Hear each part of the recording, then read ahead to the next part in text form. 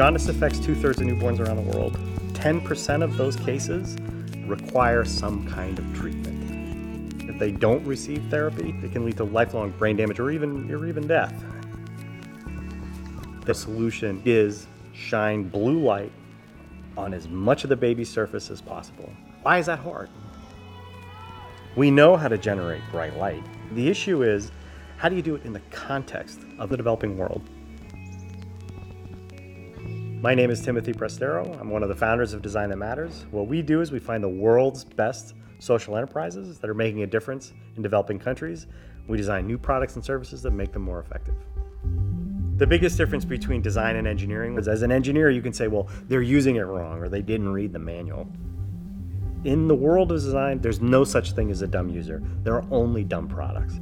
The question that we're trying to solve is, how do you make a phototherapy device that's hard to use wrong? We interview doctors and nurses overseas. We found one who said, the baby, when it's lying under the lights, looks cold. So what I do is I put a blanket over the baby. Well, now it's not getting any phototherapy at all.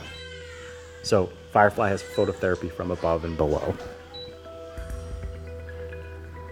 One of the difficulties of designing Firefly was we wanted to really design it for the third world context, which means that we didn't want to have any moving parts or any openings for bugs to get in. So for this device, we were able to draft up a lot of engineering concepts about how to seal the device. And then once it's sealed, how do we manage the fact that it still creates heat? We're actually able to come up with a system where the base of Firefly allows the heat to slowly dissipate through a heatsink that we installed in the bottom, out the back, and away from the child.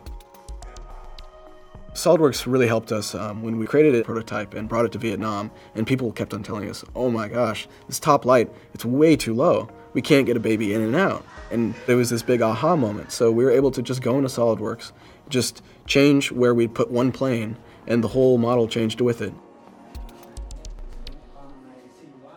When we're dealing with the developing world context, it's very difficult for people to understand kind of vague ideas. Even if you have a picture, it's hard for people to understand that. With a tool like SOLIDWORKS Composer, I'd be able to show them exactly what we're talking about, a CAD model of it, a three-dimensional model that they can turn around, zoom in on, zoom out, in a way that's not possible with printed stills. With SOLIDWORKS, everyone we visit is able to download that and look at the models we've been working on, and then give us instant feedback. But it really works best when you bring a physical form, when you bring something people can touch, feel, and experience.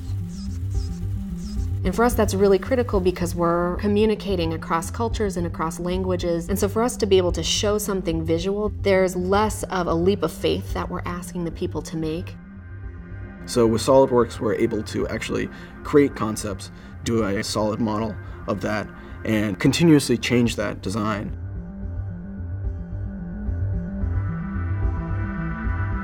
With Firefly, we've just passed 100 infants successfully treated, which is a great milestone for us. And we're currently working on setting up manufacturing in Southeast Asia to service Southeast Asia and beyond with the device. I think that once you get into design and engineering as a practice, it's really hard to look around at the world and take it as it is. You see all of these opportunities to make life better.